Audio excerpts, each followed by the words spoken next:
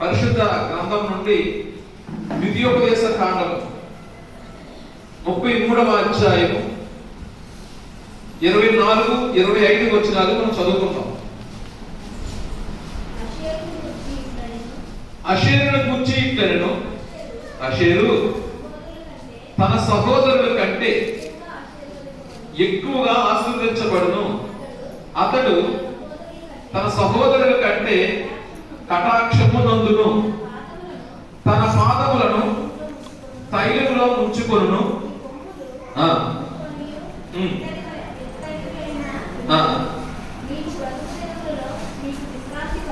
కలుగును. చాలండి, చిన్న ప్రార్థన చేయాలి.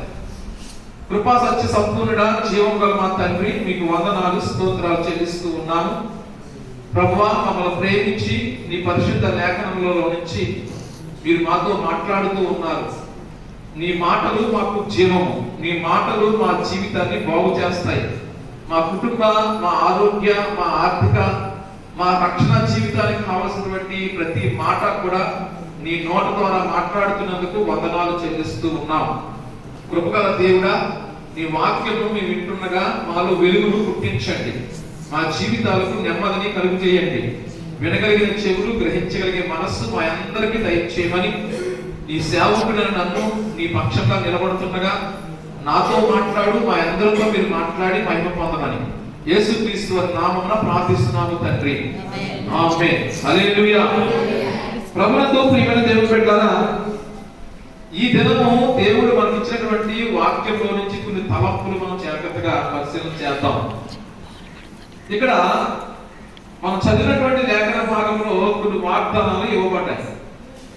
దేవుడి వాగ్దానాలు కానీ, దేవుడి యొక్క వాక్య తలంపులు కానీ మన ముందుకి వచ్చేవి అంటే, మనతో దేవుడు మాట్లాడుతున్నాడు అంటే ప్రభువుని మనము ఆరాధించాలని, మన విశ్వాస నిరీక్షణను పెంపొందింపు చేసుకోవాలని దేవుడు తన వాక్యాన్ని మన ముందుకు పంపించాడు. దేవుడు స్థితి కలుగునే కాక ఎప్పుడు వాక్యం మనతో మాట్లాడుతున్నా, ఎప్పుడు వాగ్దానం ద్వారా మనం దేవుడు బలపరుస్తున్నా, మనం చేయవలసిన పని ఏంటంటే ఆయన ఆరాధించాలి.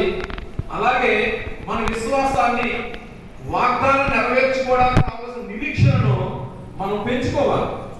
అలా పెంచుకోవడానికి ఈ వాక్యాన్ని దేవుడు మన ముందు పెట్టాడు. దేవుడికి స్థితి కలుగునే కాక ద్వితీయోపదేశ కాండం 33వ అధ్యాయంలో మనం జాగ్రత్తగా పరిశీలన చేస్తే, మోషే మృతి నొందక మునుపు, అంటే మోషే చచ్చిపోక మునుపు ఇశ్రాయేలులో ఉన్నటువంటి ప్రతి గోత్రాన్ని తీసుకొని వచ్చి ఆ గోత్రకర్తలను వాగ్దానాలతో ఆశీర్వాదం ఇస్తూ వారి గురించి పలికినటువంటి మాటలు. ఈ 33వ అధ్యాయం అంతా మనం చూస్తే మోషే ఒక్కొక్క గోత్రకర్తను, అంటే ఇశ్రాయేలులో 12 గోత్రకర్తలు ఉన్నారు, అందులో ఒక్కొక్క గోత్రాన్ని ఆయన వాగ్దానాలు ఇచ్చి దీవిస్తూ ఉన్నాడు. ఈరోజు కడపటి ఇశ్రాయేలుగా ఉన్న మనలను దేవుడు ఈ వాక్యం ద్వారా వాగ్దానం ఇస్తున్నాడు, దీవిస్తూ ఉన్నాడు. దేవుడికి మహిమ కలుగునే కాక. కాబట్టి అక్కడ దీవిస్తున్నటువంటి వాగ్దానాలను మనం జాగ్రత్తగా పరిశీలన చేసుకొని, అషేరు అనే వ్యక్తి ద్వారా, అషేరు అనే వ్యక్తికి దేవుడు ఏ వాగ్దానం ఇచ్చాడో ఈరోజు నీకు నాకు దేవుడు ఆ వాగ్దానం ద్వారా దేవుడు ఆశీర్వదించబోతున్నాడు. దేవుడు స్థితి కలుగునే కాక. హల్లెలూయా. దానికి ముందు మనం అషేరు గురించి కొద్దిగా నేపథ్యం మనం తెలుసుకుంటే, ఎవరి అషేరు, ఈ అషేరు గురించి మన జీవితంలో ఏం కనపడుతుంది అని ఆయన చరిత్ర గురించి కొంత నేపథ్యాన్ని మనము పరిశీలనగా చూద్దాం. ఆదికాండము 30వ అధ్యాయము 12వ వచనము చదువుదాం. ఆదికాండము 30వ అధ్యాయము 12వ వచనం.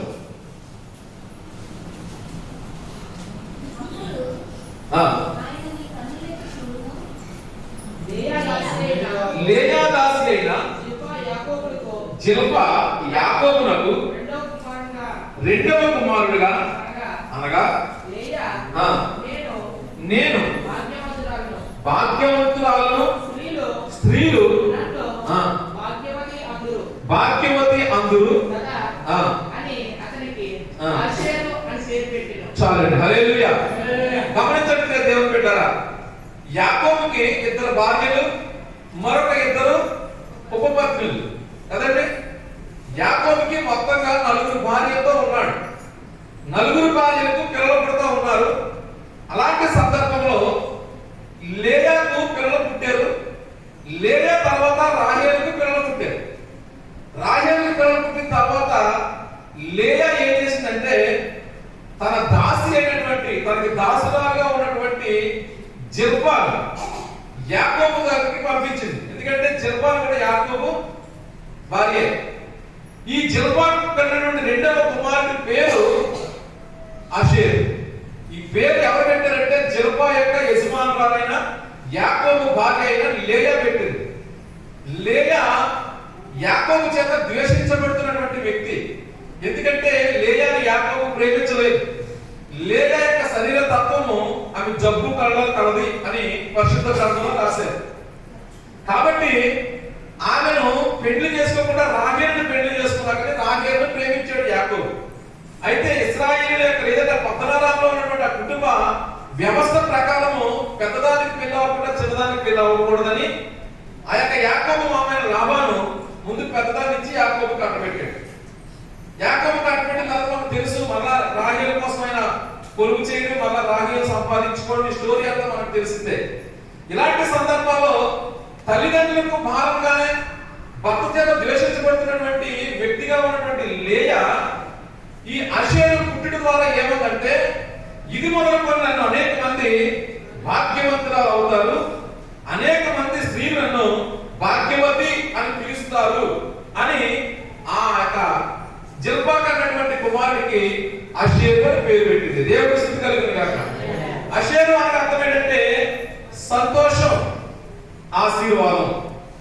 ఎవరైతే నన్ను ద్వేషిస్తున్నారో, ఎవరైతే నన్ను కాదనుకుంటున్నారో, ఎవరైతే నన్ను తృణీకరిస్తున్నారో ఇది మొదలుకొని ఈ కుమారుడు ద్వారా నన్ను అందరూ ప్రేమిస్తారు, అందరూ నన్ను ధన్యురాలు భాగ్యవంతులు అవుతారు అని చెప్పి ఇతను నా అదృష్టం, ఇతను నా ఆశీర్వాదం, ఇతను పుట్టడం వల్ల నాకు సంతోషం అని చెప్పి దాన్ని అర్థమిచ్చే పేరుగా అషేరు అని పేరు పెట్టింది. దేవుడి మహిమ కలుగును గాక. చక్కని పేరుతో ఉన్నటువంటి అషేరు జీవితాన్ని మనం పరిశీలన చేస్తే యాకోబు ఇంటిలో 12 మంది గోత్రకర్తలు ఉన్నారు, 12 మంది కొడుకులు ఉన్నారు. ఈ 12 మంది యొక్క సంతానంలో ఉన్నటువంటి అషేరు యొక్క జీవితం ఎలా ఉందంటే ఇశ్రాయేలీయులకు అన్నటువంటి పెద్ద కుమారుడు రూబేను, ఆయన పెద్దవాడు. పెద్దవాడికి ఉన్నటువంటి గౌరవం కానీ, పెద్దవాడికి ఉన్నటువంటి ఆధిక్యత కానీ, పెద్దవాడికి ఇచ్చినటువంటి మర్యాదలు కానీ అషేరుకి లేవు ఇంట్లో. ఎందుకంటే పెద్దవాడే ఏ ఇంట్లోనా సరే కదండి, పెద్దవాడికి ఇచ్చినటువంటి ఆధిక్యత ఎవరికి ఎవరు.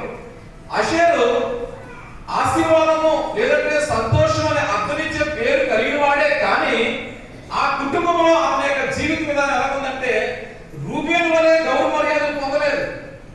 అలాగని యాకోబు కన్నా మరొక కుమారుడు యోధా ఉన్నాడు. యోధా చాలా బలవంతుడు. అషేరు అంత బలవంతుడు కూడా కాదు. యాకోబుకి రాహేలుకి పుట్టినటువంటి కుమారుడు యోసేపు ఉన్నాడు. యోసేపును యాకోబు చాలా ఎక్కువగా ప్రేమించాడు, అది మనకు తెలుసు. అషేరు అంత ప్రేమను తండ్రి వద్ద నుంచి పొందలేదు. రాహేలు కన్నా చివరి కుమారుడు ఎవరు అంటే బెన్యామీన్. బెన్యామీన్ అంటే యాకోబుకి చాలా ఇష్టం, చాలా ప్రియమైన వాడు. అలాగని కడసారి కుమారుడి మీద ఉన్నటువంటి ఆ ప్రేమ అషేరు మీద లేదు తండ్రికి. కుటుంబంలో ఒక కుమారుడిగానే ఉన్నాడు, కుటుంబంలో ఒక వ్యక్తిగానే ఉన్నాడు, కానీ పెద్దోడికి ఇచ్చిన గౌరవం ఆయన లేదు, తర్వాత యోధాకి ఇచ్చిన బలము ఆయనకి లేదు, యోసేపును ప్రేమించినట్టుగా ప్రేమ పొందలేదు. అలాగని బెన్యామీనును ఇష్టపడినట్లుగా ఇష్టపడే వ్యక్తి కూడా కాదు. అయినా అతని పేరు సంతోషము, ఆశీర్వాదమే. దేవుని స్తుతి కలుగును గాక. హల్లెలూయా. మరొక మాట జాగ్రత్తగా పరిశీలన చేయండి. 49వ ఆదికాండంలో యాకోబు కూడా యాషేరుకు చక్కని వాగ్దానం ఇస్తా ఉన్నాడు. చూడండి 49వ ఆదికాండము 49వ అధ్యాయం 20వ వచనం చూద్దాం. అషేరు వద్ద శ్రేష్టమైన ఆహారం కలదు, రాజులకు తగిన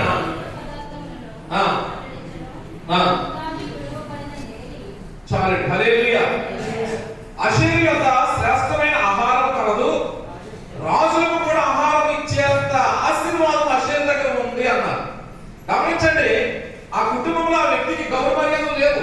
ఎవరో అతను గౌరవించేవాడు కానీ, అతను వస్తే లేచేవాడు కానీ, కూర్చునేవాడు కానీ, సరిగా ఏమంటే మాట్లాడేవాడు కానీ, ప్రేమతో పలకరించేవాడు కానీ లేరా ఇంట్లో.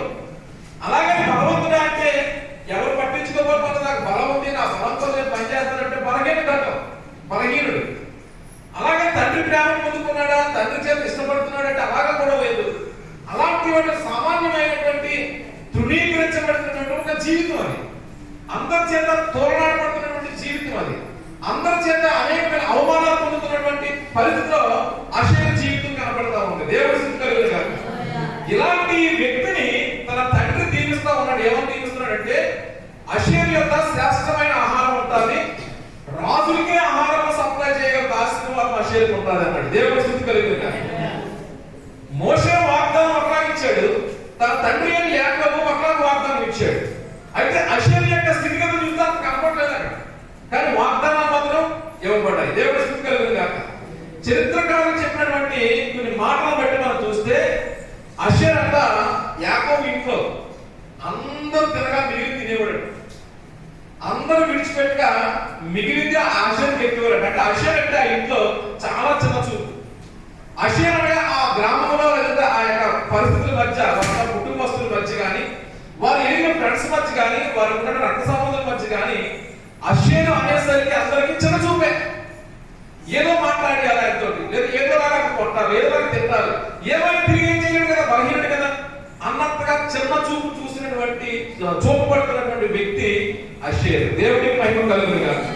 కానీ అషేరుని గురించినటువంటి వాగ్దానాలు చూస్తే చాలా ఉన్నతంగా ఉన్నాయి. గమనించండి ప్రియ దేవుడు కదా. ఎప్పుడు నువ్వు మనుషుల చేత తృణీకరించబడతావో, ఎప్పుడు ప్రజలు నేను నిందలకు అవమానాలకు గురి చేస్తారో, దేవుడు ఎప్పుడు నేను పట్టించుకునే ఉంటాడు. దేవుడికి మహిమ కలుగుతుంది కదా. హల్లెలూయా. మనుషుల ప్రేమ దొరకలేదని బాధపడద్దు, మనుషులను ఇష్టపడలేదని బాధపడద్దు, మనుషుల మధ్య నువ్వు బలహీనుడని ఏదైనా కలపడద్దు. దేవుడిని నమ్ముకున్న నీకు దేవుడి వాగ్దానం ఇస్తూ ఉన్నాడు. దేవుడు పెట్టారా, అషేరుకి ఇచ్చిన వాగ్దానమే నీకు ఇస్తున్నాడు. మోషే చెప్తున్నాడు, సహోదరుల కంటే రాజులకు సైతం ఆహారం పెట్టగల శ్రేష్టమైన జీవితాన్ని దేవుడి సంవత్సరానికి ఇస్తున్నాడు. దేవుడికి మహిమ కలుగుతుంది కదా. దేవుడిని పట్టించుకుంటున్నాడు. ఎందుకు పట్టించుకున్నాడంటే, మనుషుల ప్రేమని కరువైపోయింది, నువ్వు దేవుడికి దగ్గర అయ్యావు. మనుషుల నిద్ర నీ మీద పడుతూ ఉన్నాయి, దేవుడు నిన్ను గౌరవంగా చూడాలని అనుకుంటున్నాడు.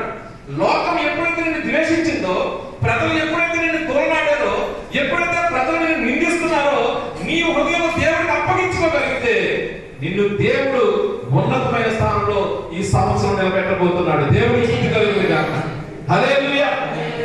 గమనిద్దాం, ఆశీర్వదించినటువంటి వాగ్దానాలు ఏ విధంగా నెరవేర్చబడ్డాయి, ఆ వాగ్దానాలు మన జీవితంలో ఎలా నెరవేర్చుకోవాలి అని కొన్ని విషయాలు మనం జాగ్రత్తగా పరిశీలన చేసుకుందాం. దేవుని బిడ్డలారా, అషేరు యొక్క జీవిత ప్రయాణాన్ని మనం చూస్తే, అషేరు యొక్క ప్రయాణం ఎలా ఉంది అంటే, సంఖ్యాకాండం అనే అధ్యాయం అంతా చదివితే, సంఖ్యాకాండం అంతా చదివితే, ఇశ్రాయేలీయులు ఐగుప్తు నుంచి విడిపించబడిన తర్వాత వారు కనానుకి ప్రయాణం చేస్తూ ఉన్నారు. గమనించండి, ఈ రోజు మనము కూడా ఈ జీవితం అనే ప్రయాణాన్ని కొనసాగిస్తూ ఉన్నాం. చివరి మన గమ్యం ఎక్కడికంటే కనాను, లేదంటే పరలోకం వెళ్ళాలి. ఎప్పటికైనా 80 సంవత్సరాలు కానీ 70 సంవత్సరాలు కానీ ఎప్పటికైనా ఈ లోకాన్ని విడిచి మనం ఎక్కడి నుంచి వచ్చామో ఆ కణానికి చేరాలి. చేరే ఆ లోపుగా మనము మన ఈ జీవిత ప్రయాణాన్ని, ఉద్యోగాలు చేయాలి, వ్యాపారాలు చేయాలి, కుటుంబాన్ని నడపాలి, పిల్లలు కనాలి, పెళ్లి చేసుకోవాలి, ఈ జీవిత ప్రయాణం చేస్తూ ఉండాలి. దేవుడి స్తుతి కలుగుతుంది కాక. ఇలా చేస్తూ చేస్తూ చివరి మధ్యలో ఏంటంటే, చివరికి అందరూ కూడా చేరవలసిన కణాన్ని చేరవలసిందే. అషేరు కూడా తన ఇశ్రాయేలు యొక్క బానిసత్వం నుంచి, ఐగుప్తు బానిసత్వం నుంచి విడిపించబడిన తర్వాత అషేరు యొక్క కుటుంబస్తులు ప్రయాణం చేస్తూ ఉన్నారు. మొదట వారు ప్రయాణం చేసినప్పుడు వారి సంఖ్య చాలా తక్కువ. రెండు లెక్కలుగా మనం చూస్తే, సంఖ్యాకాండంలో వచ్చేసరికి ఐగుప్తు నుంచి సీనాయి పర్వతం దగ్గర వచ్చే వరకు ఒక లెక్క అయితే, సీనాయి పర్వతం దగ్గర 3 రోజులు వాళ్ళు ఆగిపోయిన తర్వాత మోషే వారికి కుటుంబ నియమముల గురించి చెప్పాడు. మనకు తెలుసు 9వ అధ్యాయంలో, సంఖ్యాకాండం 9వ అధ్యాయంలో ఇశ్రాయేలీయుల కుటుంబ నియమాల గురించి చెప్పిన తర్వాత, ఈ కుటుంబ నియమాలను అందుకున్నటువంటి ఈ గోత్రకర్తలు అందరూ మళ్ళా వారి పిల్లలతో మళ్ళా కనానుకు బయలుదేరారు. అక్కడి నుంచి 2వ లెక్క, ఐగుప్తు నుంచి సీనాయి పర్వతం దాకా వచ్చిన వరకు ఒక లెక్క. అషేరు చాలా బలహీనుడు, తక్కువ జనసంఖ్య కలిగి సీనాయి నుంచి దేవుడి యొక్క సన్నిధిలో మోషే ద్వారా చెప్పిన మాటలు విన్న తర్వాత అషేరు యొక్క జనసంఖ్య చాలా విస్తారంగా పెరుగుతూ వెళ్ళింది. దేవుడికి మహిమ కలుగును గాక. హల్లెలూయా. గమనించండి, ఇంతవరకు నువ్వు ఎలాంటి ప్రయాణం చేసి నడుస్తూ ఉన్నావో నీ ప్రయాణ మజిలీలో నీవు 2022వ సంవత్సరం దేవుడి మందిరంలో ఉన్నావు. ఈ రోజు దేవుడికి ఇచ్చిన వాగ్దానాన్ని బట్టి ఈ సంవత్సరం నీ యొక్క స్థితి అషేరు స్థితి వలె విస్తరించబోతా ఉంది. దేవుడికి మహిమ కలుగును గాక. హల్లెలూయా. ఆ ప్రయాణం నుంచి వచ్చినప్పుడు బలహీనరాలే, అప్పుడు నువ్వు దిగులుతోనే వేదనతోనే ఉన్నావు. ఈ రోజు దేవుడు వాగ్దానం పట్టుకొని ప్రార్థన చెయ్యి. ఇక్కడి నుంచి నీ మజిలీ, ఇక్కడి నుంచి నీ ప్రయాణము మజిలీ ఎలా ఉంటాయంటే అషేరు యొక్క సంతానం అభివృద్ధి పొందినట్లుగానే నువ్వు అభివృద్ధి పొందుతావు. దేవుడికి మహిమ కలుగును గాక.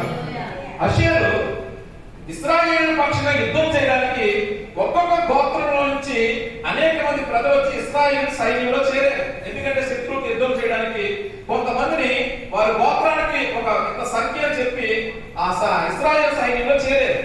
అలా చేరిన వాళ్ళలో చూస్తే అషేరు గోత్రంలో నుంచి 30% మంది ఎదురట. దేవుడికి మహిమ కలుగును గాక.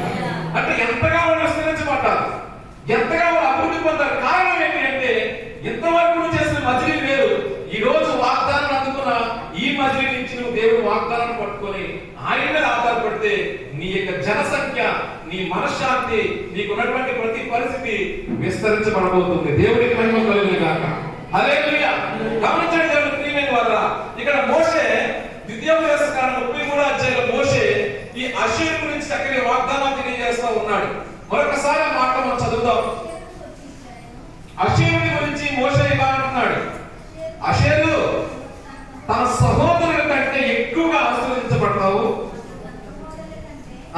కటాక్షం పొందుతావు, తైలంలో ఉంచుకుంటావు, నీ కొమ్ములు ఇనుపవనియు ఇత్తడివి అయి ఉండును, నీవు బ్రతుకు దినములలో నీకు విశ్రాంతి కలుగును. చాలండి. హల్లెలూయా.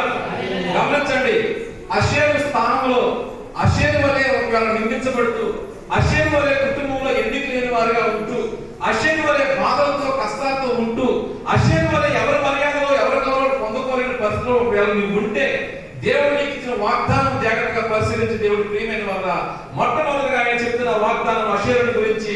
వాగ్దానం ఏంటంటే అషేరు నీ పాద రక్షకులు, నీ పాద రక్షలు ఎలా ఉంటాయండి? ఇనుపవియు ఇత్తడివి ఉంటాయి. దేవుడికి స్థితి కలుగును గాక. ఈ సంవత్సరము అషేరు స్థానంలో ఉంటే నీ పాదాలు దేవుడు ఇనుపగా ఇత్తడిగా మార్చేస్తా ఉన్నాడు. గమనించండి, పాదరక్షణ అంటే ఏంటంటే జోళ్ళు. నువ్వు వేసుకునే జోళ్ళు ఎలా ఉంటాయి తెలుసా? ఇనుప జోళ్ళు, ఇత్తడి జోళ్ళు ఇస్తాడంట. ప్రభు గారు ఎలా చూస్తారు, ఆ జోళ్ళకి నేనేం చేస్తాను నల్లం ఎలా అంటా. గమనించండి, గమనించండి. ఇంతవరకు తోలు చెప్పులతో నడిచావు, ఇంతవరకు ప్లాస్టిక్ చెప్పులతో నడిచావు. కానీ ఈ సంవత్సరం దేవుడు నీకు ఇవ్వమని చెప్పాడు తెలుసా? ఇత్తడి ఇస్తున్నాడు, ఇనుప ఇస్తున్నాడు. కారణం ఏంటంటే తోలు చెప్పులతో ప్లాస్టిక్ చెప్పులతో నడిచినప్పుడు చాలా తొందరపడి నడిచావు, తొందరపడి నిర్ణయాలు తీసుకున్నావు, త్వరగా నీ ప్రయాణం ముగించావు. ఇప్పుడు ఇవి వేసుకున్న తర్వాత నీకు తొందరపాటు ఆలోచన దేవుడు రానివ్వడం. దేవుడికి స్థితి కలుగుతుంది కాదు. ప్రతిదీ కూడా నిదానించి ఆలోచన చెప్పి తన ఆలోచన నిన్ను నడిపించడానికి దేవుడు ఆ జోడు నీకు ఇచ్చాడు. దేవుడికి మహిమ కలుగుతుంది కాక. అందుకు ఆయన ఇత్తడి చెప్పులు, ఇనుప చెప్పులు నీకు ఇస్తూ ఉన్నాడు. నీ పాద రక్షలు ఇనుపవియు ఇత్తడివి అన్నాడు. దేవుడికి మహిమ కలుగుతుంది కాక. మరొక మాట చూద్దాం. హెబ్రీయులకు రాసిన పత్రిక 11వ అధ్యాయము 11వ వచనం. హెబ్రీయులకు రాసిన పత్రిక 11వ అధ్యాయం 11వ వచనం. ఆ వాగ్దాన ఫలము అనుభవింపకపోయినను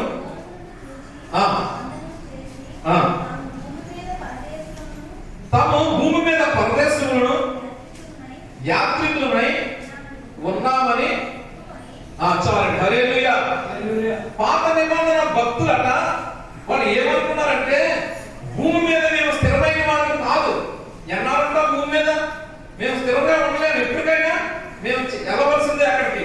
మేము పరదేశులు అంటే ఏదో ఒక దేశం నుంచి వచ్చాము ఈ లోకానికి, అమ్మకర్మంలో నుంచి మరలా మేము వచ్చిన దేశానికి వెళ్ళాలి అనే నిరీక్షణతో వారు ప్రయాణం చేసేదంట. వాళ్ళు ఏమనుకున్నారంటే మేము యాత్రికులు అంతే, ఈ బాటసారి జీవితము అలా నడిచిపోవాలి, వయసులో పెరగాలి, పెరిగిన వయసులో జరిగిన కార్యక్రమాలు జరగాలి, జరిగిన తర్వాత వివాహాలు అవ్వాలి, వివాహం అయిన వాళ్ళు ఏదో ఉద్యోగం వ్యాపారం చేసుకోవాలి, పిల్లలు కనాలి, దేవుని ఆరాధించాలి, అలా నడుచుకుంటూ పోవాలి. మేము యాత్రికులు, మేము ప్రయాణికులు. నూతన నిబంధన విశ్వాసం ఎవరు అంటే చూడండి, మొదటి పేతురు రాసిన గ్రంథము, మొదటి పేతురు రాసిన 2వ అధ్యాయం 11వ వచనం. మీరు పరదేశులను యాత్రికులై ఉన్నారు, దేవుడికి మహిమ కలుగును గాక. ఇప్పుడు మన అందరం ఎవరంటే పరదేశులం కదా, యాత్ర చేస్తా ఉన్నాం. ఈ లోకంలో జీవ సంబంధమైనటువంటి యాత్ర మనం కొనసాగిస్తూ ఉన్నాం. కుటుంబ వ్యవస్థలో, ఉద్యోగ వ్యవస్థలో, వ్యాపార వ్యవస్థలతో కలిపి మన జీవితాన్ని ముందుకు తీసుకెళ్తున్నాం.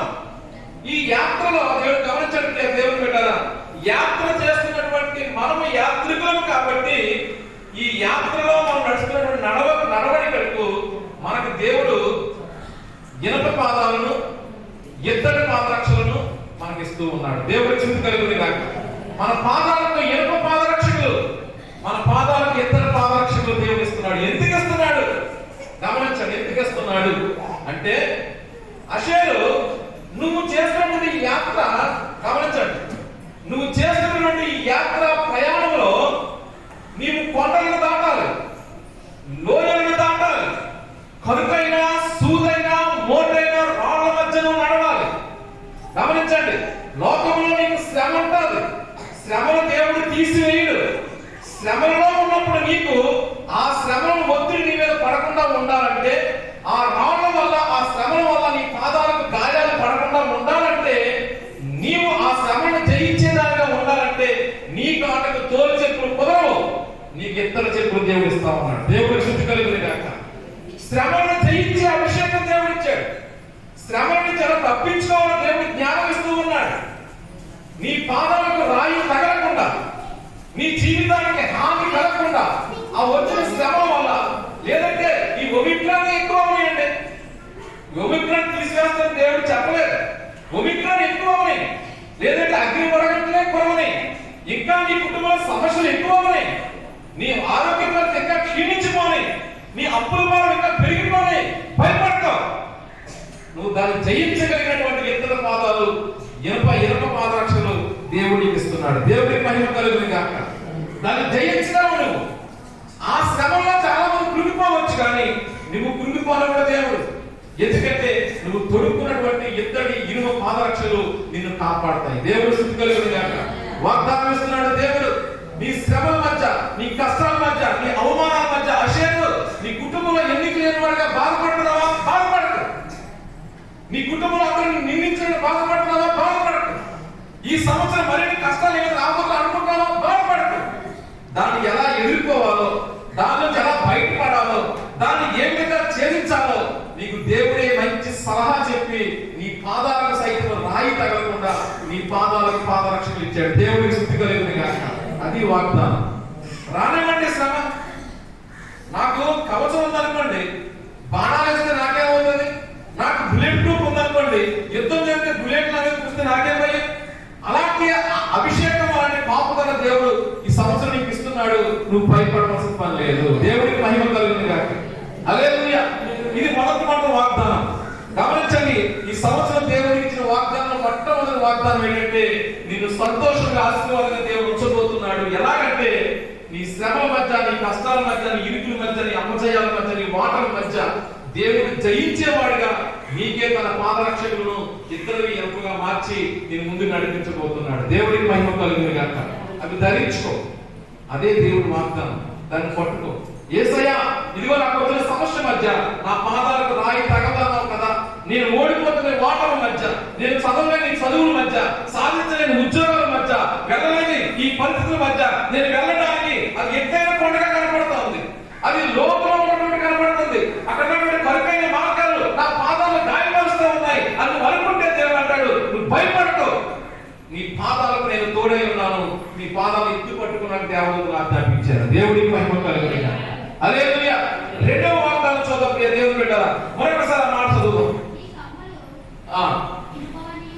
నీ కమ్ములు ఇనుపమనియు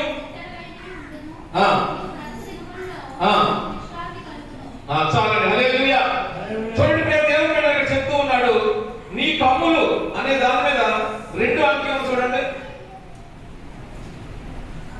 నీ కప్పులు అనేదాన్ని నిండాలి కదా, ఏమో రాసింది పాదరక్షలు. దేవుడి స్థితి కలిగిన గాక. నేను పాదరక్షల గురించి నేను మాట్లాడాను.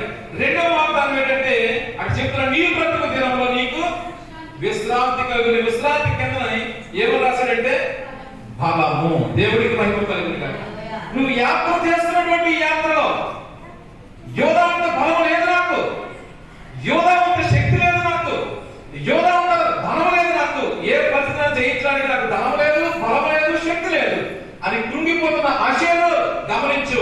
నువ్వు చేస్తున్న యాత్రలో నేను నీకు బలం ఇస్తున్నాను. దేవుడికి మహిమ కలిగిన గాక. ఏ బలం ఇస్తున్నాడు దేవుడు? ఏ దినంలో కావలసిన బలం ఆ దినమే ఇస్తాడు.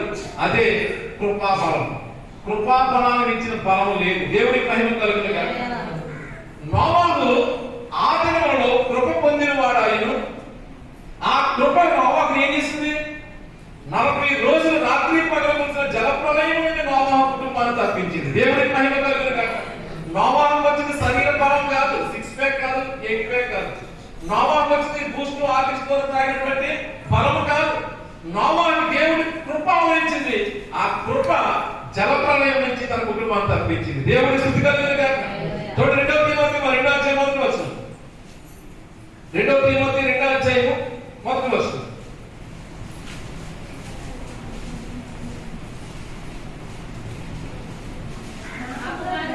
నా కుమారుడా, క్రీస్తు యేసునందున్న కృప చేత బలవంతులుగా ఉండు. దేవుడికి మహిమ కలుగును గాక.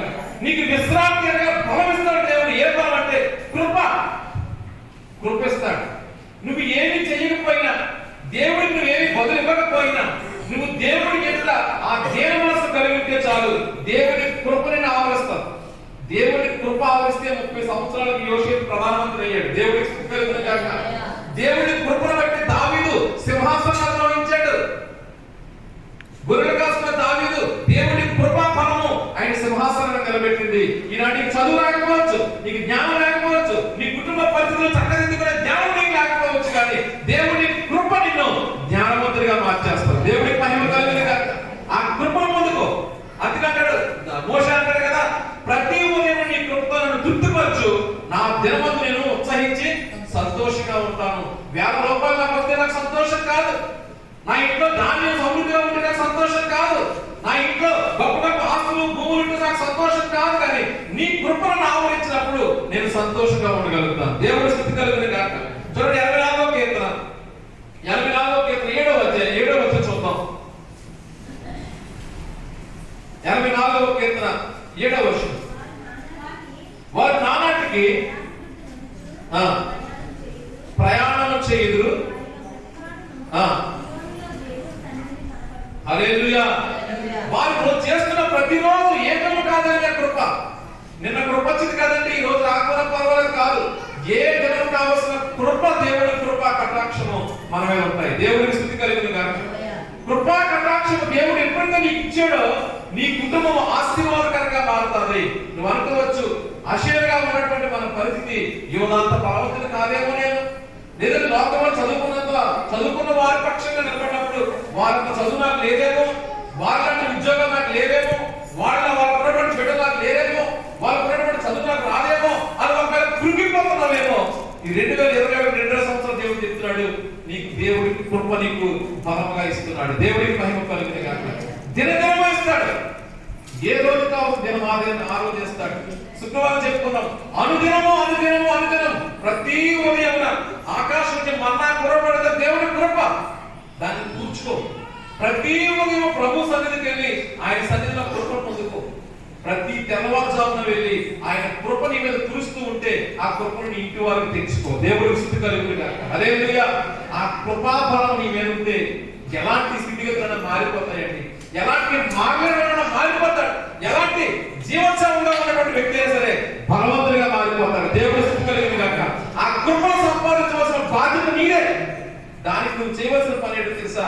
ప్రతి ఉదయమున ప్రభు సన్నిధికి చేరి ఆయనతో మాట్లాడు. దేవుడికి మహిమ కలుగును గాక. దావీదు అంటాడు కదా, ప్రతి ఉదయమున నా కంఠస్వరము నీకు వినపడుతుంది, నా కంఠస్వరంతో నేను ప్రార్థిస్తున్నాను. ప్రతి తెల్లవాళ్ళకు చెప్పే నీ ఆజ్ఞలను కైకొట్టు నీ వాక్యాన్ని చదువుతున్నాను. వాక్యం చదువు, ప్రార్థన చేయి. ప్రతి తెల్లవారుజామున వెళ్ళు దేవుడి సన్నిధికి. దేవుని కృప నిన్ను నీ భర్త ఆవరిస్తుంది, నిన్ను నీ కుటుంబాన్ని ఆవరిస్తుంది, నిన్ను నీ జీవితాన్ని ఆవరిస్తుంది. ఆ కృపాఫలంలో దినదినము పరిపక్వత చెంది అద్భుతమైన యాత్రను కొనసాగిస్తావు. దేవుడికి స్తుతి కలిగిన కనుక నా జీవిత దినాలు గడవడం లేదండి, నా జీవిత దినాల్లో భయంకరమైన శాపాలు ఉన్నాయండి, నా జీవిత దినాల్లో రోజు కూలి కూడా తెచ్చుకోలేకపోతున్నానండి, ఎలా బ్రతకాలో చేతకాలేదండి అని దిగులు పడుతుంటే దేవుడు చెప్తున్నాడు, దినదినము దేవుడి కృప నీకు ఆవరించబోతుంది. అషేరు వలె నువ్వు దేవుడు సన్నిధికి చేరగలిగితే దేవుడికి మహిమ కలుగుతుంది కాక. హల్లెలూయా. ప్రియ దేవుడు, మరి చాలా విషయాలు ఉన్నాయి కానీ అని చెప్తున్నాడు, ఎప్పుడైతే దేవుడి యొక్క బలం అనే కృప నీ మీద వస్తుందో నీ మనసుకు శాంతి వస్తుంది, అదే నీకు విశ్రాంతి. దేవుడికి మహిమ కలుగుతుంది. హల్లెలూయా. ఆ విశ్రాంతి లేని జీవితాలు ఎన్నో లోకంలో ఉన్నాయి, ఎన్నో టెన్షన్ తో, ఎన్నో ఆందోళనతో, మానసిక ఒత్తిడితో నలిగిపోతారు. ఎందుకంటే వాళ్ళకి విశ్రాంతి లేదు. కోట్ల రూపాయలు ఉన్నాయి కానీ విశ్రాంతి సంపాదించలేని వారు ఎంతో మంది ఉన్నారు. ఆ సమాధానం నీకు రావాలి అంటే దేవుడి కృప అనే వాగ్దానం దేవుడి సంవత్సరానికి ఇవ్వబోతున్నాడు. దేవుడికి స్తుతి కలుగుతుంది కాక. మూడో వాగ్దానం చూడండి ప్రియ దేవుని బిడ్డలారా, మరొక మాట అక్కడే చదవండి. నీ సహోదరుడి కంటే చదవండి, అషేరు తన సహోదరుడి కంటే ఎక్కువగా ఆశీర్వదించబడును. దేవుడికి మహిమ కలుగుతుంది కాక. హల్లెలూయా. ఎఫెసీయులకు రాసిన పత్రిక మొదటి అధ్యాయం 3వ వచనం చదువు. ఎఫెసీయులకు రాసిన పత్రిక మొదటి అధ్యాయం 3వ వచనం.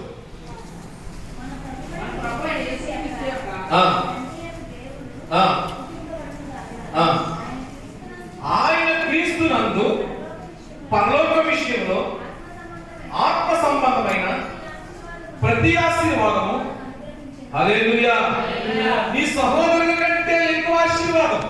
ఎక్కడ యోసేపు అండి అమ్మకానికి పెట్టారు, గోతులో తోసివేశారు, అలాంటి యోసేపును దేవుడు ఉన్నతమైన స్థానంలో ఎలా ఎక్కించాడు?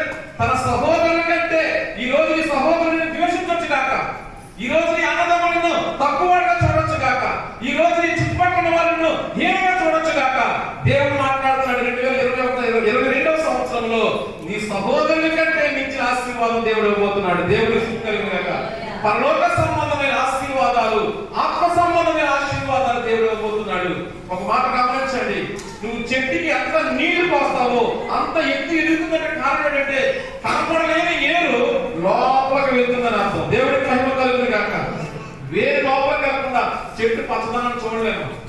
ఈ రోజు ఆత్మ సంబంధమైన వాగ్దానం దేవుడు ఇస్తున్నాడంటే ముందు నీ ఆత్మ దేవుడు బలపరుస్తాడు, నీకు మనశ్శాంతి దేవుడు ఇస్తాడు, ఆత్మస్థైర్యాన్ని దేవుడు ఇస్తాడు, నీ ముందే నిరీక్షణ ఆధారంగా నిలబడతాడు. అందుకనే మొదట్లో చెప్పాను, దేవుడు వాక్య తలంపు నీ ముందుకు వచ్చినప్పుడు ఆ వాక్యాన్ని బట్టి వాగ్దానం ప్రకారము నిరీక్షణ కలిగి ఉండు. దేవుడి స్తుతి కలుగును గాక.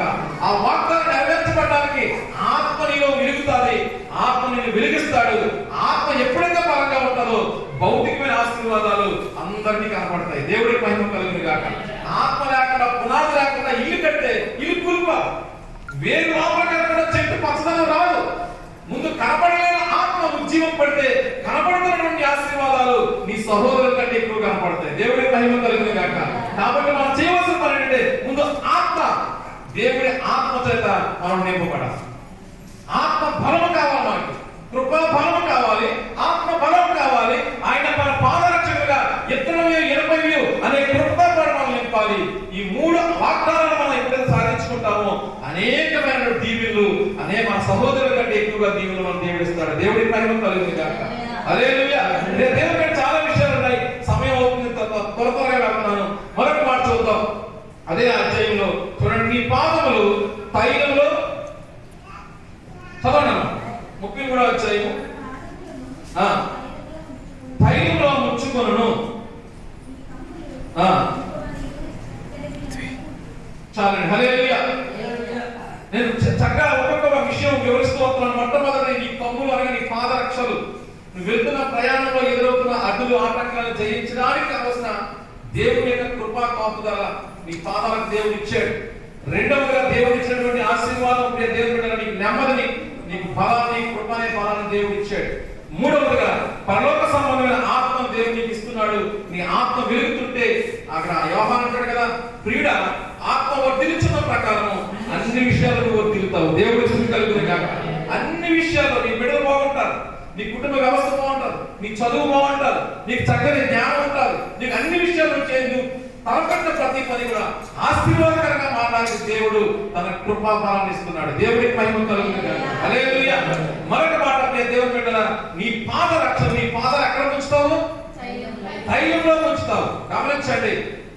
తైలంలో కొంచెం నూనెలో పాదాలు ఎవరు ఉంచుతారు అంటే పూర్వం ఇశ్రాయేలు యొక్క దేశంలో ఎక్కువగా ఉండే నూనె ఏంటంటే ఒలీవల నూనె. చాలా కాస్ట్లీ, చాలా ఉన్నతమైన రేటు అది. అది శ్రీమంతులు భాగ్యవంతులైన వారు మాత్రమే ఆ తోటను పండిస్తారు. ఎందుకంటే ఒలీవులకు అంత ప్రఖ్యాతి ఉంది. మన ఊళ్ళో కూడా ఒలీవులు కొనాలంటే చాలా రేటు కదండి. కేజీ 850 ఎంత ఉంటుంది ఒలీవులు. ఒలీవులు మనం వాడలేము, మన స్థాయికి మించి ఉంటారు, అంత కాస్ట్లీ ఒలీవులు. అలాంటి ఒలీవులలో తన కాళ్ళు పెడతాడంటే ఆశేరు. అయ్యో నేను బలహీనే కదా, నన్ను అందరూ చేరవించుకున్నారు కదా, నేను బలమైననే కదా అని అనుకున్నటువంటి ఆశకు ఈ సంవత్సరం దేవుడు ఇచ్చిన వాగ్దానం ఏంటో తెలుసా? నీ కాళ్ళు ఒలీవ నూనెలో ముంచుతావు. దేవుడి స్తుతి కలుగును గాక. అంటే నీ ఐశ్వర్యం పెరుగుతుంది, నీ ఐశ్వర్యం పెరుగుతుంది. నీ ఆస్తి ఐశ్వర్యాలు దేవుడు పెంచుతాడు, ఆత్మ సంబంధమైన ఐశ్వర్యాలు దేవుడు పెంచుతాడు. నీ యొక్క సరిహద్దులు విశాలపరుస్తాడు. నీ చేతిలో కష్టాజీతాన్ని దేవుడు విస్తృత చేస్తాడు. దేవుడికి స్తుతి కలుగును గాక. ఎంతవరకు 200 తెచ్చుకో, ఎంతవరకు 300 తెచ్చుకో, ఎంతవరకు 500 తెచ్చుకో, అదంతా వ్యర్థమైపోతుందా? కానీ ఈ సంవత్సరం దేవుడు అంటాడు అది మిగిలినట్టుగా దేవుడు చేయబోతున్నాడు. దేవుడికి కలుగును గాక. నీ పాదాలు ఒలివుల్లో ముంచేంత ఐశ్వర్యము, అంత ఐశ్వర్యంతో దేవుడు నింపబోతున్నాడు. దేవుడి స్థితి కలుగును గాక. గమనించు, ఇది రావాలంటే నువ్వేం చేయాలంటే ఒలీవల కాయలు తొక్కాలి. తొక్కకుండా నూనె రాదు కదా. ఒలీవల కాయలు తొక్కాలి. ఎక్కడుంటా ఒలీవ కావాలంటే దేవుడి మందిరంలో నీ పాదాలు నిలబడాలి. దేవుడి స్థితి కలుగును గాక. నాకు ఎలాగా ఆస్తి ఐశ్వర్యం వచ్చేది చెప్పిన పాటగానే చెప్పేసి మందిరం పని రాదు. నువ్వు ఇక్కడికి వచ్చి తొక్కాలి. ఇక్కడే ఉంటాయి ఒలీవలు. ఎందుకంటే దేవుడి సన్నిధిలో సంపూర్ణ సంతోషం, ఆయన చేతిలో నిత్య సుఖములు, ఆయన దగ్గర ధనగతలు, క్రీస్తు యేసు కృపను మీరు ఎరుగుదురు కదా. ఆయన ధనవంతుడయ్యండి, శ్రీమంతుడయ్యండి, దరిద్రుడిగా ఎందుకు వచ్చాడు అంటే ఆయన నిన్ను ధనవంతుడిగా చేయడానికి వచ్చాడు. దేవుడి స్తుతి కలుగును గాక. మనం వచ్చినటువంటి దేవుడి దగ్గర రాకపోతే 700 కాదు 1400 ఇస్తారు ఈ సంవత్సరం.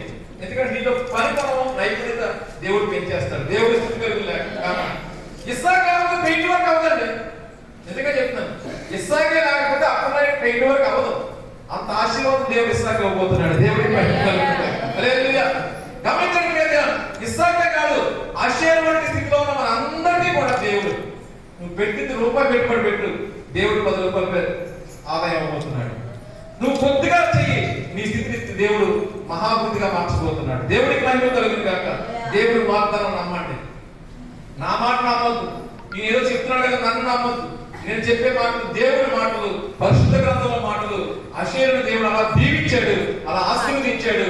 దేవుడు చివరికి మాట్లాడాడు, సహోదరుని యొక్క కటాక్షం పొందుతావు. దేవుడికి మహిమ కలుగును గాక. ఎంతవరకు నీకు కలిగిన కష్టాలు ఏ ఒక్కరితో చెప్పుకున్నా నీదే తప్పు అంటారు, నువ్వు చేసిందే నేరం అంటారు, నీ ముందు బాగానే మాట్లాడతారు, నువ్వు వెళ్ళిపోయే నీదే తప్పు అంటారు. కానీ ఈ సంవత్సరం అంట వారందరూ దయ, వారందరి కటాక్షము నీ మీద ఉంటుంది. వాళ్ళందరూ నీకు సపోర్ట్ గా నిలబడతారు. దేవుడి స్తుతి కలుగును గాక. హల్లెలూయా. అంత ఆశీర్వాదాన్ని దేవుడు ఇస్తున్నాడు. గమనించండి దేవుడు బిడ్డరా, ఆయన చక్కని మాట చెప్తూ ఉన్నాడు. ఏమని చెప్తున్నాడంటే అషేరు తన సహోదరుల కటాక్షము పొందును. దేవుడికి మహిమ కలుగును గాక. హల్లెలూయా. నీ బ్రతుకు దినంలో నీకు విశ్రాంతి, నీ కమ్ములు ఎనుకవి ఇద్దరమై ఉంటాయి, నీ పాదములు తైలంలో ముంచేంత ఐశ్వర్యం నీకు ఇస్తాడు. అతను తన సహోదరుల యొక్క కటాక్షము, సహోదరుల కంటే ఆశీర్వాదము. ఇన్ని దీవులు 5 వాగ్దానాలు దేవుడు ఈ సంవత్సరం మనకు ఇవ్వబోతున్నాడు. ఒకవేళ ఆశీర్వాదే మనం ఉన్నామా, ఆశీర్వాదే మనం ఉన్నామా, బలహీనమా, మన గౌరవాలు లేవా, భయపడకు.